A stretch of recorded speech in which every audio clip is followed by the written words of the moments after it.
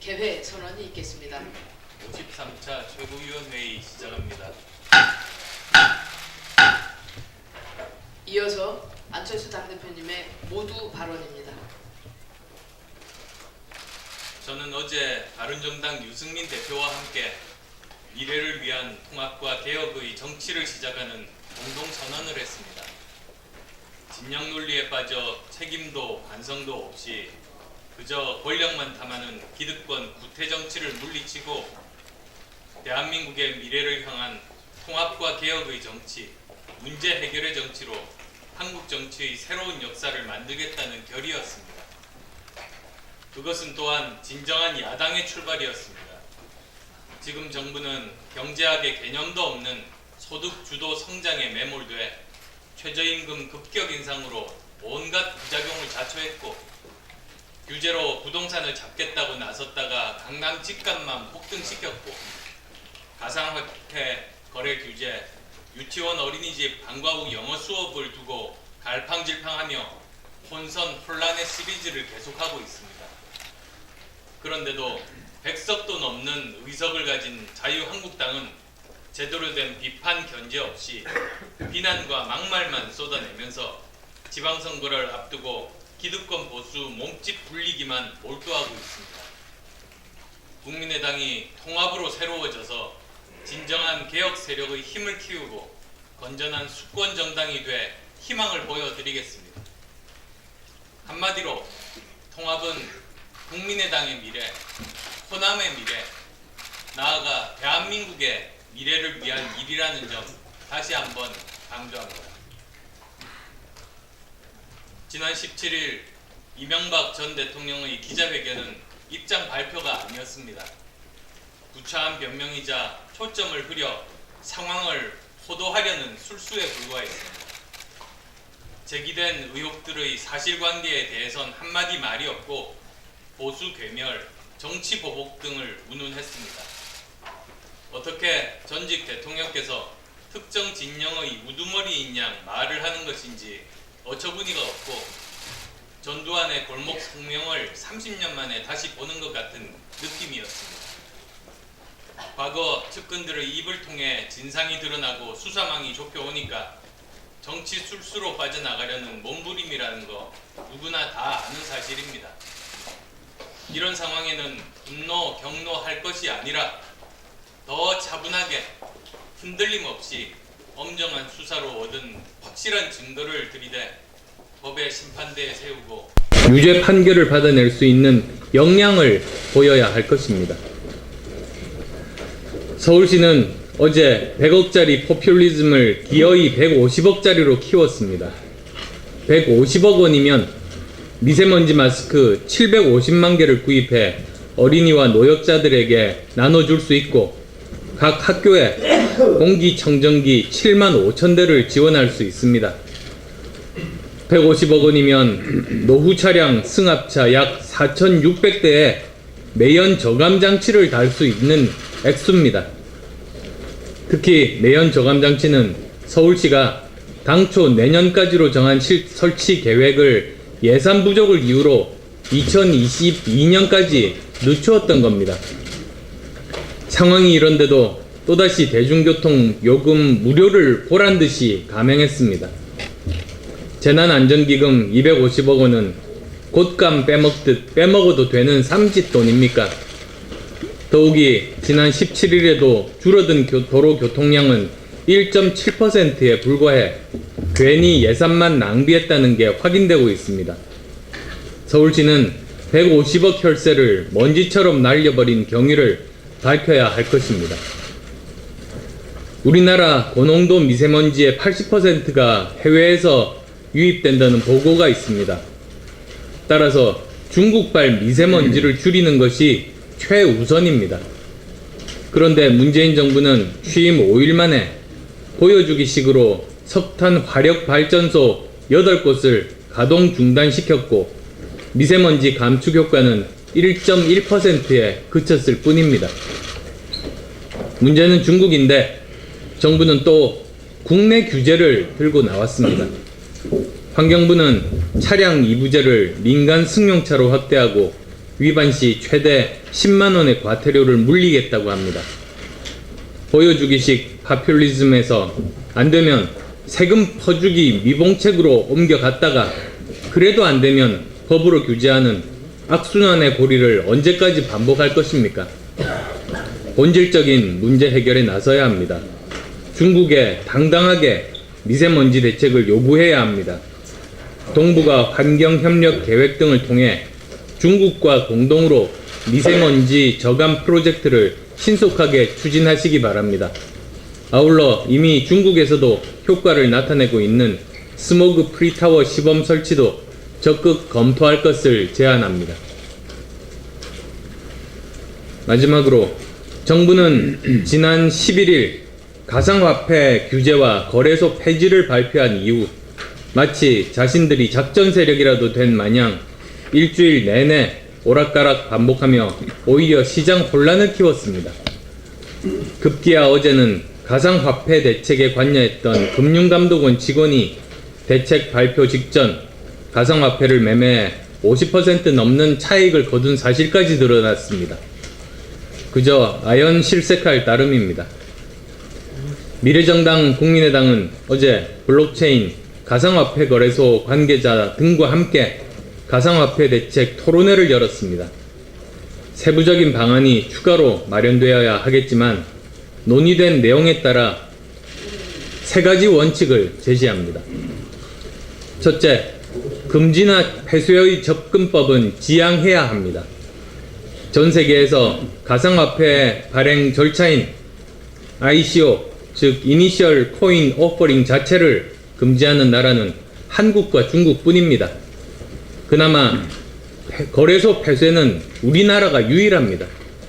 세계적인 추세에 역행하는 폐쇄는 거래소 망명을 부르고 암시장만 활성화할 뿐 해결책이 되지 않습니다. 둘째, 건전한 시장 조성과 투자자 보호에 초점을 맞춰야 합니다.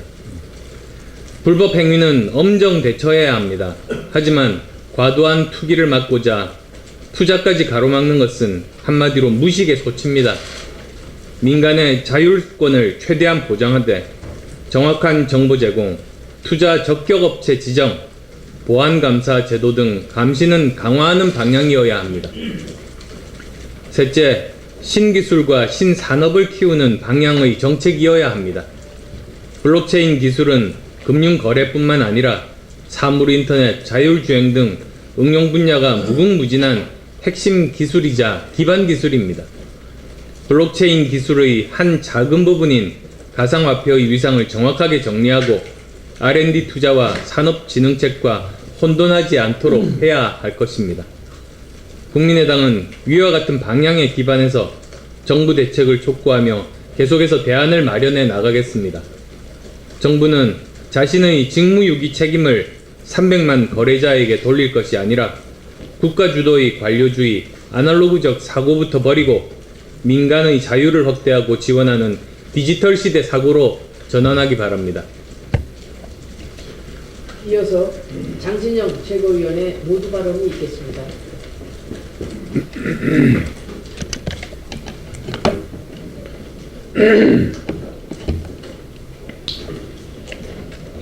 어제 안철수, 유승민 양당 대표가 통합 추진을 선언했습니다. 늦었지만 통합신당의 가치와 비전을 제시한 것은 매우 다행스럽고 반가운 일입니다. 그런데 두 분 대표의 선언을 보는 내내 마음 구석에 뭔가 개운치 않은 마음도 있었다는 것이 사실입니다. 우리가 성공하는 통합을 만들기 위해서 짚고 넘어갈 점이 있습니다. 첫 번째, 통합의 배경에 대한 솔직하고도 겸손한 진단이 있었어야 한다는 점입니다. 우리 두 당의 여론조사 지지율은 현재 합쳐서 10% 내외의 초라한 성적을 거두고 있습니다. 그리고 이것이 통합을 추진하게 된 가장 큰 이유라는 것도 부인할 수 없습니다. 그렇다면 왜 두 당이 이렇게 저조한 성적표를 받고 있는지 겸손한 반성을 먼저 하는 것이 옳았다고 봅니다. 이런저런 외적 요인이 있기는 합니다. 그러나 진짜 이유는 바깥이 아니라 안에서, 그리고 남에게서가 아니라 우리 자신에게서 찾는 것이 옳았다고 봅니다. 그런 점에서 스스로의 반성문으로 먼저 시작했더라면 더 큰 공감을 받을 수 있는 통합선언이 되었을 것이라는 점을 말씀드리고 싶습니다. 두 번째, 좋은 말들은 많았지만 가슴을 뛰게 하는 말은 적었다는 점입니다. 무능한 여당, 낡고 부패한 제1야당에 절망한 국민들이 통합신당에 대해서, 야, 이 당에 대해서는 이 당은 뭔가 하겠구나 라고 기대할 만한 그런 컨텐츠가 부족했습니다.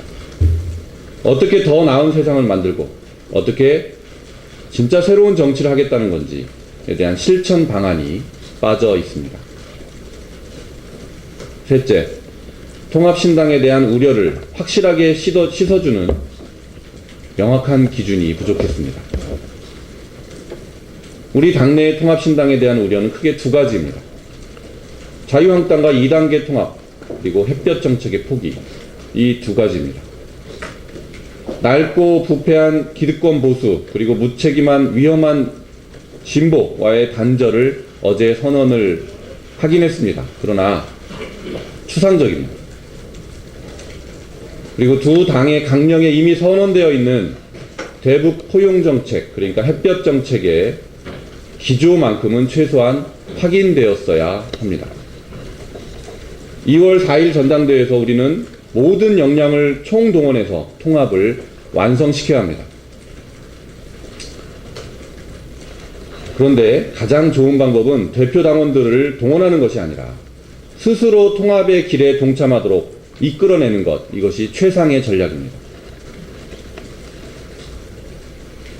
그러기 위해서는 우리 당원들을 감동시켜야 합니다. 자, 이제 남은 기간 동안 당원들을 감동시키기 위해서 우리가 꼭 할 일이 있습니다. 우리의 현재를 반성하고 비전을 구체화하고 그리고 자유한국당과 민주당과의 통합, 이 모두 없을 것임을 선언해야 합니다. 대북 포용 정책의 존중을 선언해서 지금 당내에서 일고 있는 의구심이 근거 없는 것임을 명확히 대내외에 천명해야 합니다. 2월 4일 전당대회는 대결의 장이 아니라 축제와 화합의 장이 되어야 됩니다.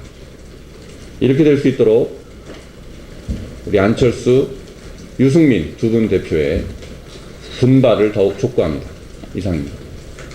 이어서 이태우 최고위원의 모두 발언이 있겠습니다.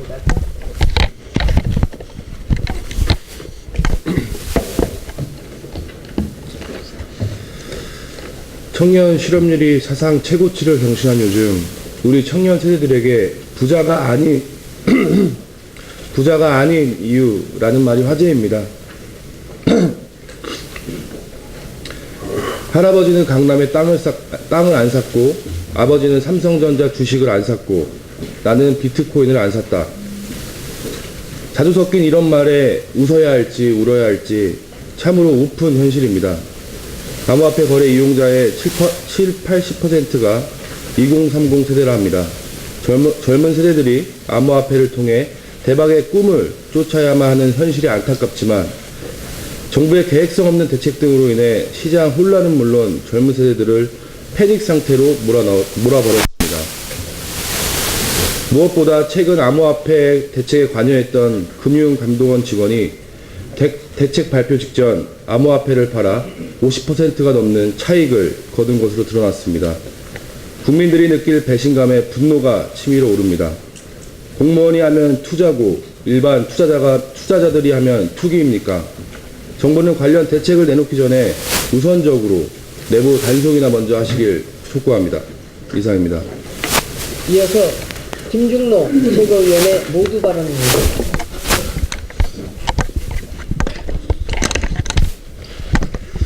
네, 김중로 의원입니다. 요즘 저는 정말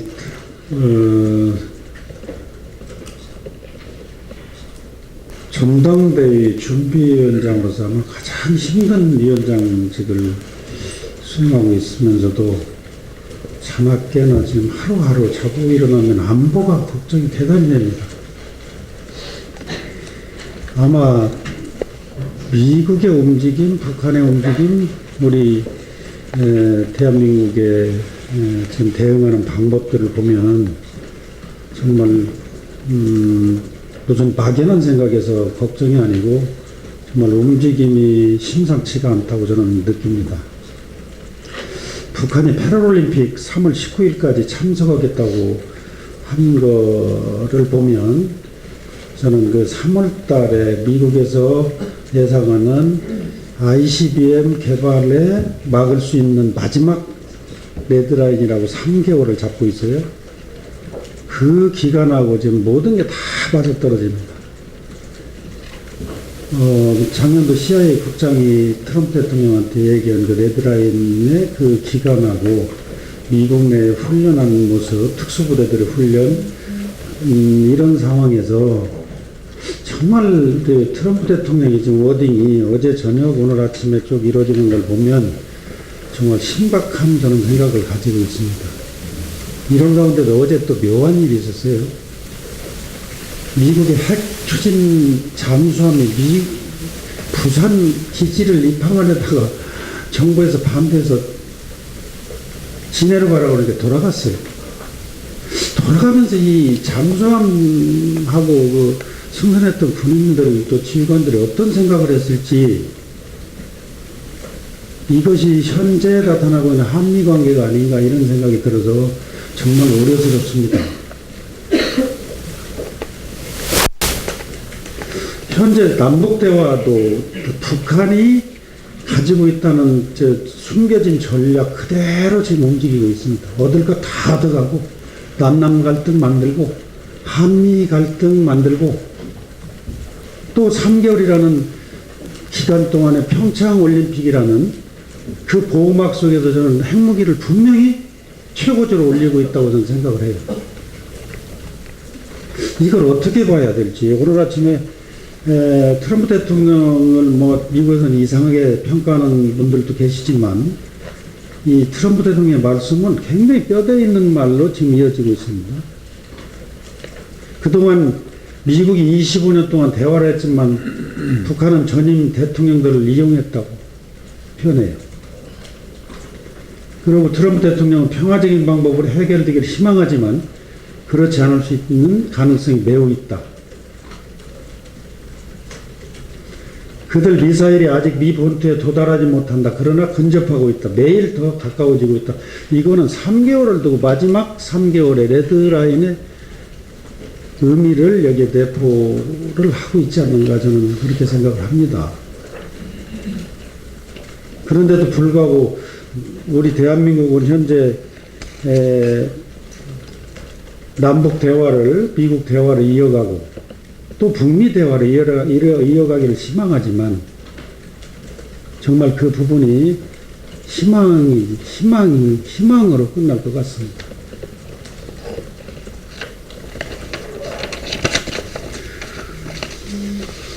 그런데 이 일을 무시하고 남북대화에서만 정신이 팔려 안보 문제를 뒷전으로 두는 것은 아닌지, 정부가 그럴 일은 없겠지만 혹시 평창올림픽에 북한이 참가하는 것을 하나의 성과로 삼으려 하는 것은 아닌지, 북한은 핵포기 의사가 전혀 없음에도 불구하고 한미동맹의 균열을 이야기하는 것은 아닌지, 이번 평창올림픽 준비기간 내내 의구심을 떨쳐버릴 수가 없을 것 같습니다. 물론 긴 안목에서 보면 이번 남북회담이 북미회담으로 이어지고 남북이 주도적으로 한반도 안보를 해결하려는 정부 노력을 이해합니다.